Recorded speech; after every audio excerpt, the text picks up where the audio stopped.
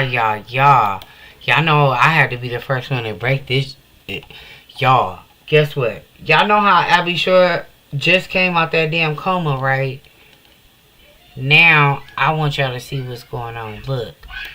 Now, just all of a sudden out of nowhere, they trying to take, he had his medical insurance, like, he rich or whatever, but he also pays, as a rich person, why would you not pay for medical insurance? So he does pay for that, but they're trying to cancel out the medical insurance for transplant patients.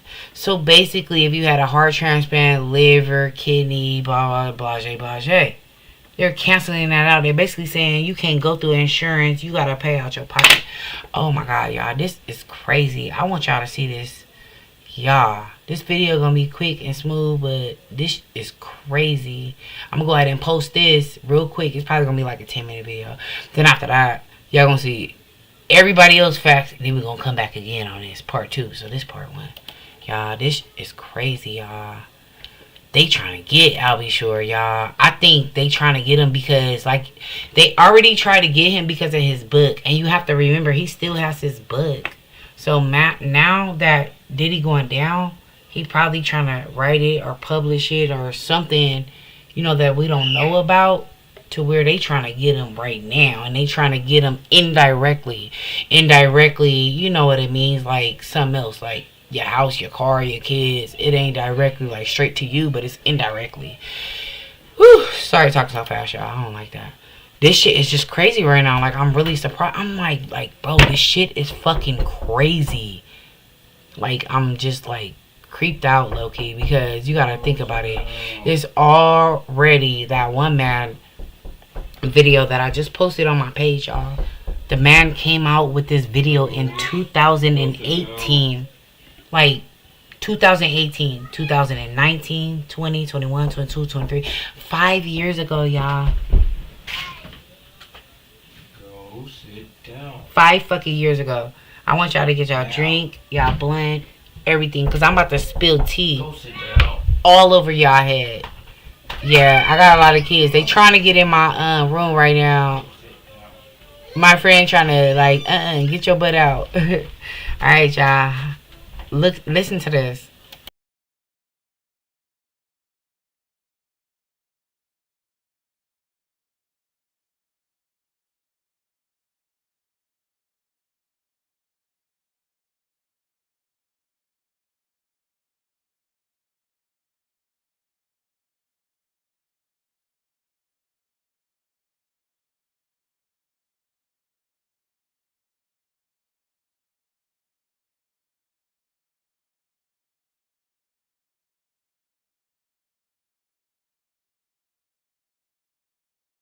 Continue reading.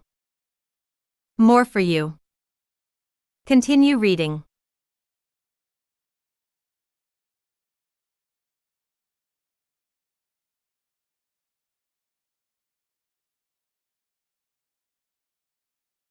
After collapsing in a Houston studio during a recording session last year, R&B star Albie Shore wound up in a coma that lasted longer than some of his concert tours. For nearly 3 months, the hitmaker behind such classics as Night and Day and Off on Your Own was flat on his back, hooked up to a ventilator preparing for what could have been his swan song. "They were going to send me to hospice," Shore told me the other day. "It was a fatal situation. There was no way out of it." After a battery of tests, doctors determined that Shore needed a new liver. The transplant saved his life. But he's not out of the woods yet. In addition to the 20 pills he swallows every day, Shore, born Albert Brown III, has to take constant blood tests to make sure his body isn't rejecting the new organ. These crucial tests are the heart of Shore's fight for life, and he isn't just fighting for his own. Earlier this year, a private contractor was allowed to cut Medicare coverage for the life-saving blood test that is able to detect an organ rejection up to months in advance. It's the latest in a long line of healthcare inequities for blacks and people of color, and Shore, with help from the Reverend Al Sharpton, is determined to do something about it. Last week, Shore and Sharpton announced a new health equity in transplantation coalition to oppose the Medicare cutbacks, and urged Congress to enact legislation to reverse the restrictions. Black, Hispanic, Latino, and underserved communities were given a lifeline with these non-invasive tests, Sharpton said. That was taken away in March 2023, when a private company decided Medicare would no longer cover this life-saving measure for transplant recipients, who overwhelmingly come from these communities. It's time we reverse this decision and allow transplant recipients to have access to more and better tools, not less. Black and Latino Americans account for 40% of transplant recipients in the nation, according to the coalition. They also account for 50% of the 100,000 people on the transplant waiting list. Instead of the blood tests, Medicare coverage is now extended to a surgical biopsy to determine organ rejection. But Shore said the biopsies are invasive, risky, and could be too late. The blood tests can detect rejection 3 months early, Shore said. The physical manifestations don't reveal themselves right away. Thank goodness I have the means and insurance to cover medical expenses. But we have to do something about the entire system. Don't take something away from people's lives. The coalition has gotten a boost from the unlikeliest of supporters, former House Speaker Newt Gingrich. They are hoping to enlist the Congressional Black Caucus to join the fight. Shore, who used to tour with New Edition and once sold out Madison Square Garden for 4 straight nights, said he is still proud of his Grammy nominations, his American Music Award, and his work with Quincy Jones. But he said his new lease on life comes with a higher purpose. I can write love songs all day and have #1 hit records, Shore said. But this is the real work. Shore said he is as dedicated to medical equity as he is to his own health, and is prepared to work 24/7 to achieve the goal. In other words, night and day.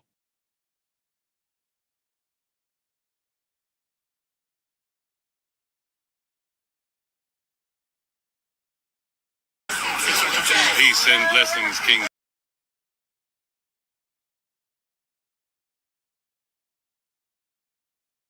This is Jerry Van Media. I'll Be Sure and Reverend Al Sharpton are teaming up for health equity in transplantation collision.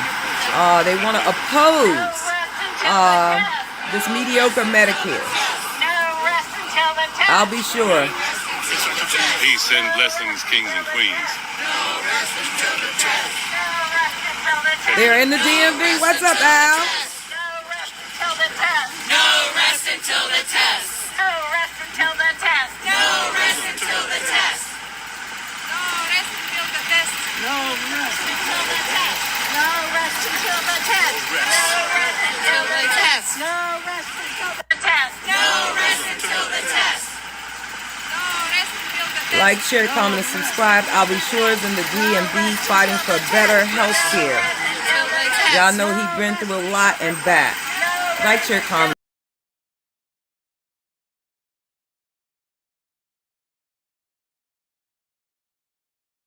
You know there's an art to making a perfect gingerbread house. And my grandma, she told me when I was like,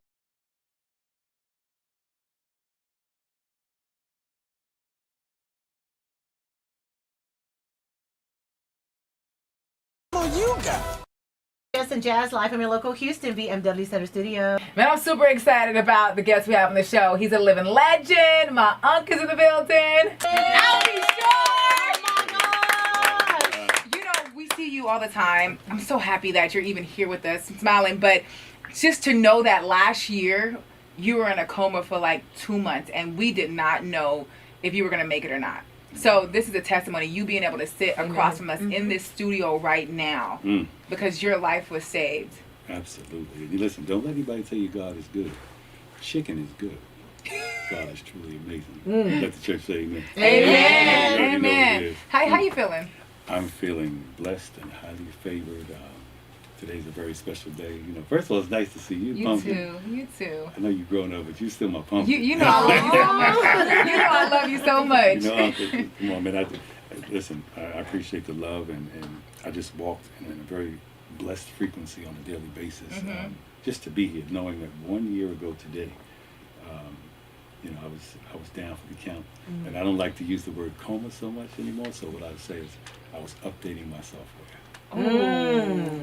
updating during that time that you were updating your software? Do you feel like you've now found true purpose in life? Well, you know what? I think my spirit of discernment has elevated, but I've always had a purpose, but it was part one. So this is now giving me part two, and that's why I'm glad to be here. Very specifically participating with the wonderful, wonderful medical professionals at Houston Methodist Hospital. You know, I'm from New York, so coming here, I was actually visiting my dearest friend growing up, Eddie F. Presents, Mr. Edward Farrell, CHCO. What's up, Eddie F? How you doing? Yeah, and I was here visiting, and thank goodness, because obviously Houston has some of the best medical care on planet Earth. And, one thing led to another. Eddie introduced me to Dr. Kosler. Dr. Kosler was like Beethoven and kind of put everything together to make sure that my medical care, because I went down so fast. And the person who probably describes it best is my doctor. Now, number one, I have to say this because this is significant to me. A black woman did my surgery, my liver transplant surgery, one of the best in the world, Dr. Constance M. Mobley. MD, PhD, elemental P, QRST. Good morning. Good morning. How you doing? I'm doing well. I'm just happy to be here with Obishur and all of you guys. This is an amazing, amazing story to talk about. He's an amazing patient. I can't imagine anyone more grateful, giving back, doing well, thriving. He's an amazing person. You saw when he was down, when you first saw him and he came into the hospital, what was your first thoughts? If we don't get to him soon enough, he's going to die. Wow. I mean, he was, I mean, I don't, he was. This is why we're here, Doc. He was in multi-system organ failure is what we call it, but his likelihood of surviving was probably less than 10%. What? Yeah, we talk about this as far as mortality rates, and he had something called acute on chronic liver failure, ACLF4, and a 28-day mortality rate of upwards of 90%. Most people will die within 28 days. Wow. Oof. So imagine, again, being here, blessed, I was visiting, Eddie F. And, as in tradition, we're doing business and talking about music and things, and just life and just going over stuff. And so I happened to go down while we were working on something here. And I didn't know, I didn't know. I was grateful that, you orchestrated putting this together and getting me to the right places. I'm just thinking about just reliving just when we took the ride over to get you over to the check-in the Methodist. And I can remember all I saw was 22-inch rims in the side of and I remember being held and lifted into an escalator or something, and I guess I was bleeding everywhere. It was just yeah. So we had to lift him up and put him in my truck and get him over to the check-in at the hospital. And I was on the line with Dr. Kosler, and he basically says, as soon as they register his name in the system, you just call me as soon as he's in. So we got him checked into the system, and I called Dr. Kosler, and he said, and this was like the movies, when it's kind of like when you're spinning around, it's just, you don't know, it's like surreal. Talked to Dr. Kosler, he said, I'm on it. Next thing you know, there was a team of medical professionals with a stretcher coming down to get out of the wheelchair. Because all I remember is looking up, and I see security surrounding me, and Eddie put me in the corner in a wheelchair, and I can just remember moving. I looked up and I see Eddie, and he looked at me and says, "You right?" I said, "I don't think so." So at that point, I really felt like, it was a wrap, for lack of a better term. Doctor, what leads to a condition like this? So if there's any underlying liver failure or liver disease from multiple causes, it could be from, then any other inciting event can make you get sicker quicker. So I know he had some other things going on and hadn't been feeling well, and that's enough to make his liver then completely decompensate. And so it stops carrying out the functions that it usually does. So your blood doesn't clot and you bleed. You can go into respiratory failure. Your heart doesn't function well. You can't think clearly, something called hepatic encephalopathy, where you're just very confused. Sometimes you can't talk clearly. Sound very almost like you're having like a stroke or something like that. Really bad lung function. He has something called ARDS, or acute respiratory distress syndrome, which in and of itself, if a patient has that alone, carries up to, as severe as he had severe ARDS, can carry up to a 50% mortality rate. On top of that, he was in renal failure. Complete organ failure, right? Yeah, complete organ failure. His heart wasn't working. He was on medications to keep his blood pressure up and his heart beating. He was bleeding. He got multiple transfusions of blood. He had infections that we were fighting on powerful antibiotics, everything. So there was some shenanigans. Yeah. We're gonna leave that part. Yeah, and dialysis, yes. Mm-hmm. And this, we're talking about a year ago. 1 year out. We're talking about a year ago. 1 year. Can I ask, do you remember, like, when you came out of it, what was your first thought? I was hungry. When I woke up, I saw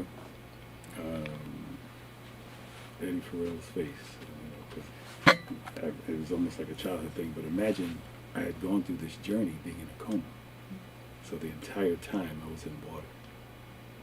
So, and that could have, now doctor, you mentioned to me, part of that could have been because you said that my lungs filled to capacity and I could not breathe with water. My lungs filled up with water. I had to do what's called I don't have any symbols behind my name, but I'm learning these terms. So, the paracentesis. Yeah, so we had to remove fluid from his abdomen. There was fluid that was built up in his lungs, which is why he couldn't breathe, and he was on the ventilator. We were trying to remove that with the dialysis, but his lungs were flooded with water, essentially. He couldn't even push oxygen into his lungs anymore. The ventilator we had at maximal settings just to try and push enough oxygen into his lungs. Was there ever a point where you guys said, we don't think we can help the situation? Yes. There was multiple times where he was too sick to go to the operating room. And we tried to get him stable enough to go to the operating room. I will say it's, kind of everything that happened with him happening to be in Houston and here, because there are a lot of liver transplant centers in the world who take wonderful care of a lot of patients. But patients who are this sick, there aren't as many who can handle someone who's this sick. And he was fortunate and blessed to be here in Houston. Speaking of fortunate and blessed, not everybody is fortunate and blessed, and not everybody has the funds to get on the other side. And this is why you're having this walk coming up. Can you talk to us about the liver walk? Absolutely. Well, one of our angels here, who's Annalisa Lopez, who is the head of DEI, right? Hello, good morning. Annalisa Lopez, project manager over our minority outreach program at Houston Methodist Hospital, J.C. Walter Jr. Transplant Center. And so my role is to bring awareness that Houston Methodist has identified some discrepancies in our system where we can be more culturally sensitive and culturally competent to our minority groups, not only in the greater Houston area, but surrounding communities. And that's how I connected with our wonderful patient, I'll be sure. And so immediately, my entire movement and everything related to this part 2 of my journey is about advocacy and about, same thing I did as a young kid when I was hustling, Because as you know, we talked about it, I'm working on my book right now, I'm working on my movie, my life story. And, going over that part of the story, I start remembering these things, and it just comes full circle that, I don't do anything to come in second place. And that's not, there's no arrogance to it. You know me, I don't have an arrogant bone in my body, but meaning that I'm going to fight to the end. So if I'm given a second chance in life, I'm going to fight as hard to assist others as well. It's kind of like what Eddie F does with everybody on Uptown Records, from the Albie Show to Mary J. Blige to Jodeci to, same. Maybe it's a Mount Vernon thing, but I met so many amazing people here in Houston that who feel the same way. But we call her Annie Angel, and one of our many angels there, and a very special lady, and she says, hey, we're working on this project with the American Liver Foundation. How would you like to get involved? And I guess they didn't expect me to, jump all the way in. But if I talk to my mama, she's gonna look, Mom Dukes, don't do nothing halfway. Ooh, so right. So that's that's kind of the law of how it works. And that's it. Are you using your home address for business?